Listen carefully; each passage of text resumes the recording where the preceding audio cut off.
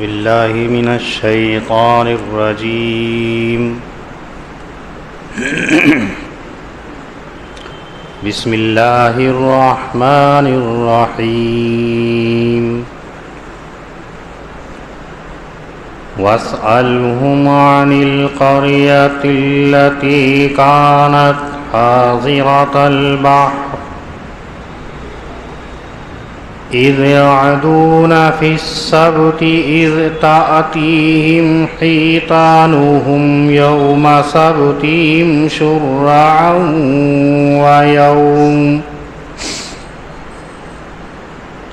ويوم لا يسبتون لا تأتيهم كذلك نبلوهم بما كانوا يفسقون صدق اللہ العظیم۔ بنی اسرائیل حضرت موسیٰ علیہ السلام کی قوم کا واقعہ اللہ رب العزت ذکر فرما رہے ہیں۔ کافی دور سے فرعون، آل فرعون، بنی اسرائیل، حضرت موسیٰ علیہ السلام کی قوم کا ذکر کیا جا رہا ہے۔ اس آیت کریمہ کے اندر بھی بنی اسرائیل کے ایک واقعے کو ذکر کیا گیا ہے۔ حضرت داؤد علیہ السلام کے زمانے کا واقعہ ہے۔ بنی اسرائیلیوں پر اللہ رب العزت نے کتنے احسانات کیے ہیں۔ قرآن مقدس کہتا ہے فضلتکم علی العالمین، کہ ہم نے بنی اسرائیل کو کل عالم کے اوپر فضیلت عنایت فرمائی تھی۔ تمام لوگوں کے مقابلے کے اندر بنی اسرائیل کو برتری اللہ نے عنایت فرمائی۔ بے شمار اللہ رب العزت نے ان کے اوپر انعامات کی بارشیں فرمائی، لیکن اس کے باوجود ان کی روش کے اندر جو تھا وہ کمی تھی، کجروی تھی، جس کا نتیجہ یہ ہوتا کہ وقتی طور پر تو یہ مانتے اور پھر اس حکم کو ٹال مٹول سے کام لیا کرتے تھے۔ حکم آ گیا، چند دن اس کے اوپر عمل کیا اور اس کو بالائے طاق رکھ دیا۔ قرآن کریم کہتا ہے کہ تورات بھی انجیل بھی ان کو دی، لیکن انہوں نے اپنی خواہشات کے مطابق اس تورات اور انجیل کے اندر بھی تحریف کر لی، تبدیلی کر لی۔ تو اللہ رب العزت نے کبھی کبھی ان کے اوپر سخت مسائل کو لازم کر دیا۔ جب انعامات کی یہ ناقدری کرتے، اللہ تعالیٰ کے احسانات کی ناقدری کیا کرتے، تو پھر اللہ نے ان کے اوپر مشکل اور شاق احکام کو نافذ کر دیا تھا۔ ان میں سے اللہ نے ایک حکم ان کو یہ دیا تھا کہ تمہیں پورے ہفتے میں ایک دن عبادت کرنی ہے۔ 6 دن آپ کچھ بھی کرو، لیکن ہفتے میں ایک دن عبادت کرنی ہے، اور وہ عبادت بھی مخصوص جگہ کے اندر ادا کر سکتے ہیں، کہیں اور نہیں کر سکتے ہیں۔ مثلا اگر میرٹھ کے اندر نور محمدی مسجد کے اندر حکم دیا ہے تو چاہے آپ دلی ہو یا بنگلور ہو، آپ کو اس دن کے اندر اسی مسجد کے اندر آنا ضروری تھا۔ اگر اس مسجد کے اندر آپ عبادت نہیں کریں گے، کہیں اور کر لیں گے تو وہ مقبول نہیں تھی۔ اسی طریقے سے اللہ رب العزت نے ان کے اوپر ایک حکم یہ کیا کہ ہفتے کے روز تمہیں کوئی کاروبار نہیں کرنا ہے، کوئی تجارت نہیں کرنی ہے، کوئی شکار نہیں کرنا ہے، بس ہفتے کی تعظیم اور ہفتے کے اندر اللہ کی عبادت کو انجام دینا ہے۔ جب اللہ رب العزت نے یہ حکم ان کو دے دیا تو انہوں نے عمل کرنا شروع کیا کہ 6 دن خوب کھاتے پیتے گھومتے پھرتے، جیسے ہفتے کا روز آتا تو یہ عبادت کے اندر لگ جاتے، شکار نہیں کیا کرتے تھے۔ تو اب اللہ نے ان کو آزمایا۔ قرآن مقدس کہتا ہے کہ اگر اللہ نے تمہیں تمام چیزیں عنایت کر دی تو اللہ آزمائیں گے ضرور۔ لَنَبْلُوَنَّكُمْ بِشَيْءٍ مِّنَ الْخَوْفِ وَالْجُوعِ وَنَقْصٍ مِّنَ الْأَمْوَالِ وَالْأَنفُسِ وَالثَّمَرَاتِ، ہم تمہاری آزمائش کریں گے کہ واقعتاً تم مکمل طریقے پر عمل کر رہے ہو یا صرف اپنی خواہشات نفسانی کے مطابق عمل کر رہے ہو۔ یہ دیکھیں گے کہ تم ہمارا حکم مان کر کے عمل کر رہے ہو یا من چاہی عبادت کر رہے ہو۔ تو کبھی ہم تمہاری جانوں کا نقصان کر کے آزمائیں گے، کبھی تمہارے مالوں کے اندر نقصان کر کے آزمائیں گے، کبھی تمہارے پھلوں کے اندر کمی کر کے آزمائیں گے۔ اگر تم اس کے اوپر ثابت قدم رہے تو وبشر الصابرین، پھر صبر کرنے والوں کے لیے بشارت ہے اور خوشخبری ہے کہ اگر آپ کا نقصان ہوا تو آپ صابر و شاکر رہے، آپ نے کوئی اللہ سے شکوہ نہیں کیا، تو اب تم اللہ کے حکم کے مطابق عمل کرنے والے ہو۔ اور اگر ایسا ہے کہ پہلے تو بہت ہار پیر پیٹے، خوب شور مچایا، لیکن جب آپ کے بس کے اندر کوئی بات نہیں رہی تو اب کہہ رہا ہے ان اللہ مع الصابرین، جیسا آج ہمارا حال ہے کہ اگر کوئی ہم سے چھوٹا آدمی مقابلے پر آ جائے تو اس کا وہ بھرتا بنائیں گے کہ کوئی حصہ اس کا باقی نہیں چھوڑیں گے مار مار کر کے۔ اور اگر کوئی چھوٹا سا ہے اور وہ آگے جابر بھائی جیسے سے ٹکرانے کے لیے تو ان کو دیکھ کے کہہ دے گا ان اللہ مع الصابرین۔ بھئی ہم تو صبر کرتے ہیں کہ جب یاسین جیسے آدمی کے ہاتھ پیر کہاں پہنچ جاتے ہیں تو ہمارا کیا حال ہوگا۔ تو اس صورت کے اندر یہ صبر نہیں ہے، پھر ایسی صورت کے اندر جو ہے یہ منچاہا ہے۔ صبر ہوتا ہے کہ آپ مقابلہ کر سکتے ہو لیکن اس کے باوجود آپ نے مقابلہ نہ کر کے صبر کیا، تب جا کر کے سمجھا جاتا ہے کہ ہاں اللہ نے اللہ کے حکم کے اوپر تم نے عمل کیا ہے، تب ہے وبشر الصابرین۔ تو ان لوگوں کی بھی اللہ نے آزمائش کی، اس کو اس آیت کریمہ کے اندر ذکر کیا جا رہا ہے۔ اور نبی کریم صلی اللہ علیہ وسلم کے زمانے کے جو یہودی ہیں ان کو مخاطب کر کے کہا جا رہا ہے کہ ان سے معلوم کرو کہ جو دریا کے کنارے بستی تھی ان لوگوں کا کیا حال ہوا ہے، جو دریا کنارے رہا کرتے تھے ان کا کیا حال ہے۔ ان لوگوں نے دریا کے قریب رہائش اس لیے کی تھی تاکہ مچھلیوں کا شکار کر لیا کرے۔ تو اب اللہ نے آزمایا کہ 6 دن تک تو مچھلیاں بیچ سمندر میں رہتی تھی، قریب نہیں آتی تھی، بہت ہوشیار تھی۔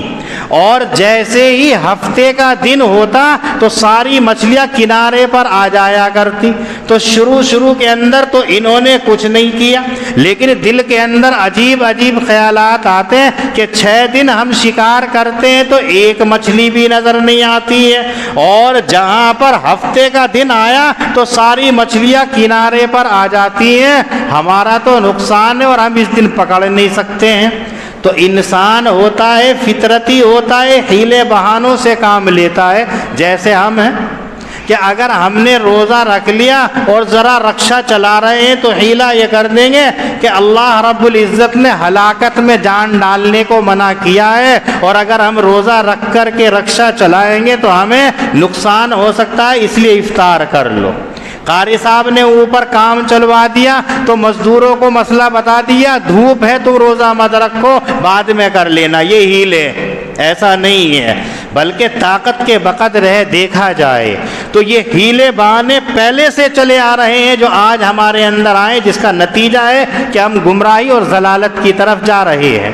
تو اب ان لوگوں کا حال کہ جب مچھلیاں سامنے ہیں تو ہفتے کا دن ہے، پکڑ نہیں سکتے، بڑا غصہ آتا، اور جیسے یہ ہفتے کا دن گزرتا، اتوار کا دن شروع ہوتا، تو یہ مچھلیاں پوری کی پوری بیچ سمندر میں چلی جاتی، اب پکڑ کے دکھلاؤ، چونکہ اللہ کو آزمانا تھا کہ دیکھتے یہ ہمارے حکم کے اوپر عمل کرتے ہیں یا نہیں کرتے ہیں۔ تو جو علماء تھے، صلحاء تھے، ان لوگوں نے تو اس کے اوپر عمل کیا کہ 6 دن کے اندر کیا ایک مچھلی آئے اسی پر قناعت کر لیں گے، ہفتے کے دن شکار نہیں کریں گے۔ اور ہفتے کا دن ان اور لوگوں کا یہ حال تھا کہ یہ مچھلیوں کے پاس کو ہاتھ ڈالتے تو مچھلیاں ہاتھ میں آ جایا کرتی تھی، کیونکہ ان کو پتا تھا کہ پکڑا نہیں جائے گا۔ جانور بھی سدھا جاتا ہے، اگر معلوم ہو جائے کہ میں مامون ہوں تو اس صورت کے اندر جو ہے جانور بھی آپ سے وحشت نہیں کھاتا ہے۔ آپ یہاں جنگلی کبوتر کو پکڑے تو شکل دیکھ کے بھاگ جائے گا، اور اگر حرم کے اندر آپ جائیں تو وہ آپ کے ہاتھ پہ آ کر کے بیٹھ جائے گا، اس کو پتا ہے کہ یہاں شکار کرنا ممنوع ہے، مجھے پکڑ ہی نہیں سکتا ہے۔ یہی حال تھا کہ ان مچھلیوں کو معلوم تھا کہ ہفتے کے دن یہ شکار نہیں کریں گے، پکڑتے دیکھتے دل کو مچلتے اور پھر چھوڑ دیتے۔ اب انہوں نے آپس کے اندر مشورہ کیا کہ کوئی طریقہ ایسا اپنایا جائے کہ حکم کے خلاف بھی نہ ہو اور مچھلیاں بھی ہمارے ہاتھ میں آ جائے۔ تو اب ان کا مشورہ یہ ہوا کہ مچھلیوں کو پکڑو اور اس کے اندر دھاگا باندھ دو، اور پھر اس دھاگے کو دور جو پیڑ کھڑا ہے، جھاڑ کھڑی ہے، اس کے اندر وہ رسی باندھ دو اور پھر سمندر کے اندر چھوڑ دو، وہ چلتی پھرے گی۔ جیسے اتوار کا دن آئے گا اس دھاگے کو کھینچ لیں گے اور سمجھا جائے گا کہ ہم نے اتوار کے دن پکڑا ہے، ہفتے کے دن شکار نہیں کیا ہے۔ آج بھی ایسا ہی ہوتا نا کہ بھئی ایسا ہے، لو شوربہ دے دو، بوٹی بوٹی مت دینا۔ آپ نے تو لطیفہ سنا ہوگا نا، کیا بیچارے کا کسی کا مرغا تھا، اس کے مرغے کو پکڑ لیا اور پکڑنے کے بعد ذبح کیا اور امام صاحب کی دعوت کر دی۔ اب امام صاحب کو پتہ چل گیا تھا، لیکن امام صاحب کو یہ تھا کہ اگر میں نے مسئلہ بتا دیا کہ یہ غصب کا مرغا ہے اور چوری کا مرغا ہے تو میرے لیے جائز نہیں ہے، تو پھر چٹنی آ جائے گی یا دال دھپال آئے گی۔ وہ گھر والا بھی کہہ رہا ہے کہ دیکھو میں نے پنایا تو مرغا ہے، لیکن دوسرے کا ہے، شکیل میاں کا ہے، چپکے سے پکڑ لیا تھا، ان کو پتہ نہیں ہے، بتاؤ کھائیں گے یا نہیں؟ تو کیا کہہ رہا ہے؟ بس شوربہ دے دینا، وہ تو پانی ہے، بوٹی مت دینا۔ اب وہ جو اتار رہا ہے تو اس کے ساتھ میں بوٹی بھی آ رہی ہے، وہ نکال رہا ہے، تو کیا کہہ رہا ہے؟ جو آ رہا خود بخود آنے دو، آج خود تو مت لو، لیکن جو آ رہا ہے آنے دو۔ یہ ہیلے کرتے ہیں، چلے آ رہے ہیں ایسے ہی۔ تو ان لوگوں نے بھی یہی ہیلا کیا کہ مچھلی کے اندر دھاگا باندھتے اور سمندر میں چھوڑ دیتے، اور دوسرا سرا جو ہے وہ درخت سے باندھ دیتے، پتھر سے باندھ دیتے۔ ہفتہ گزرتا، اتوار کی صبح کو مچھلیاں پکڑ لیا کرتے تھے۔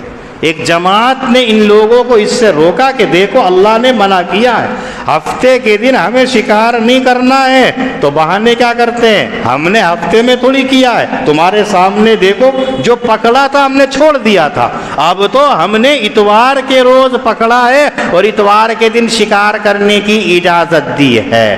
تو ایسی صورت کے اندر ان لوگوں کو نصیحت کرتے ہیں، تو اس میں بھی 2 جماعتیں ہو گئی۔ ایک جماعت تو وہ تھی جو ان کو برابر نصیحت کرتی رہی کہ دیکھو یہ کام غلط ہے، یہ کام غلط ہے، تمہیں ہیلے بہانے سے کام نہیں کرنا چاہیے، جو اللہ نے حکم دے دیا ہے تو اس کے خلاف نہیں کرنا ہے۔ اور ایک جماعت مایوس ہو گئی کہ جب ان کو نصیحت کارگر ہی نہیں ہو رہی ہے تو خواہ ہم ان کے سر کے اندر اپنا بھیجا کیوں کھپائیں۔ تو جو نصیحت کیا کرتے تھے ان سے یہ لوگ کہتے جو مایوس ہو چکے تھے کہ تم ان لوگوں کو نصیحت کیوں کر رہے ہو جب اللہ نے ان کو ہلاک کرنے کا ارادہ کر ہی لیا ہے، جب اللہ نے ان کو عذاب شدید کے اندر مبتلا کرنے کا ارادہ کر ہی لیا ہے، تو پھر ان کو نصیحت کرنے سے کیا فائدہ ہے؟ یہ تو مانیں گے نہیں۔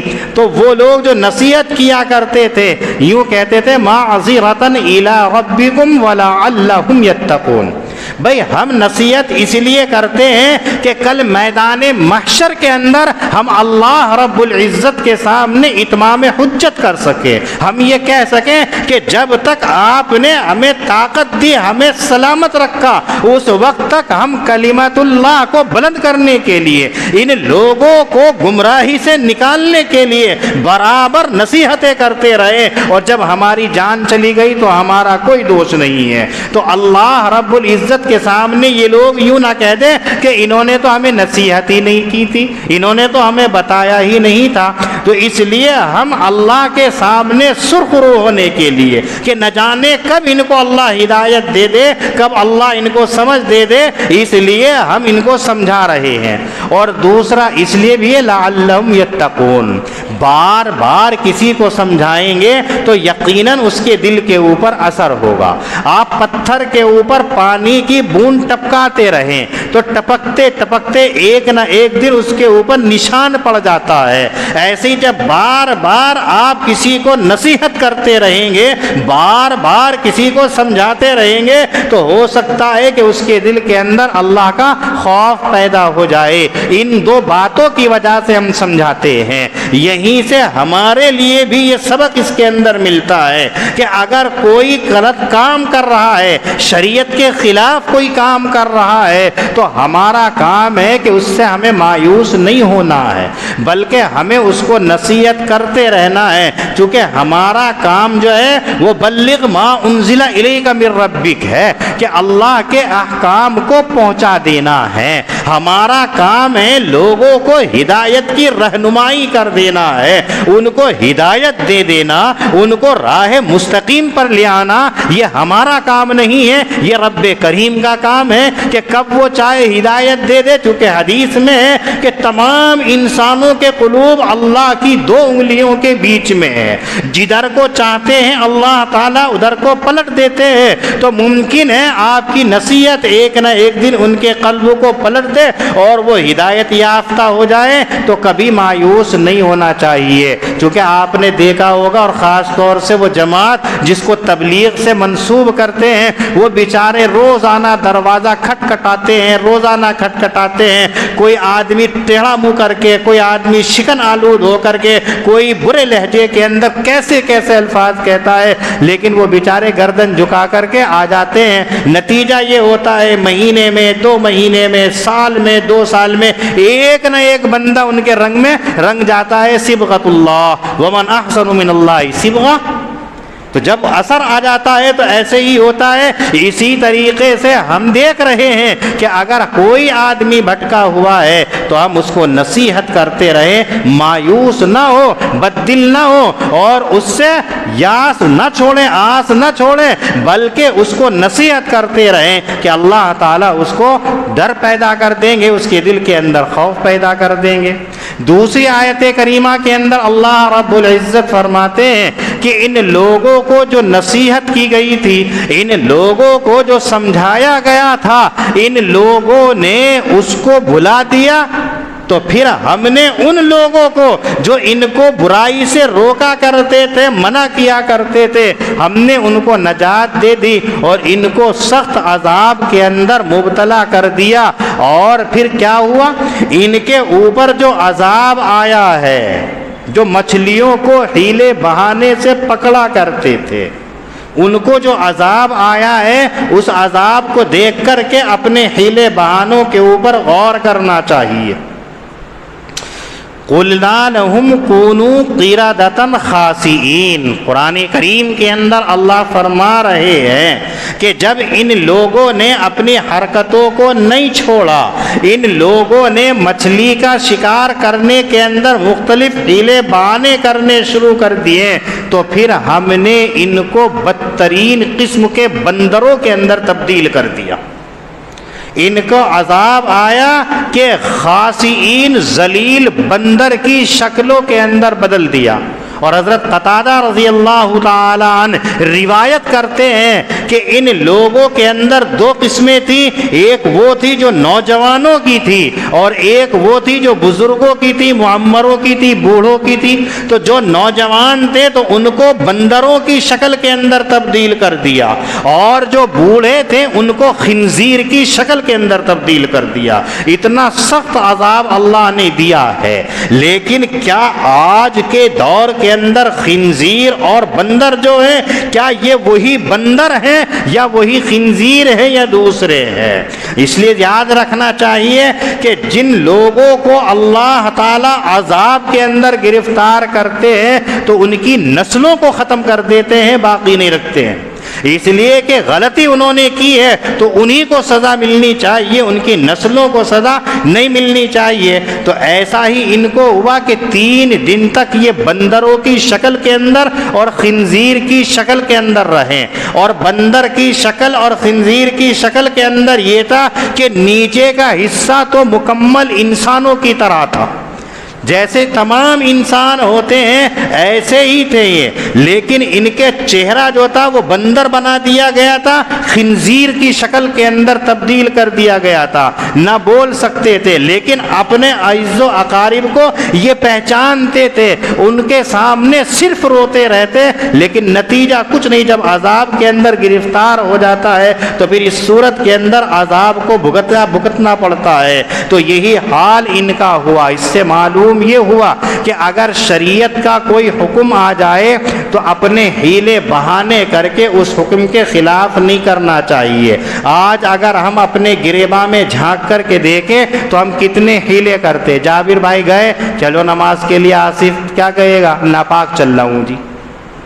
جابر بھائی کے پاس آنے کے لیے تو ناپاک ہے، اور اگر چلا گیا ساجد سیفی کے پاس کام کرنے کے لیے تو پاکیزہ پاکیزہ، پوتر ہی پوتر ہے۔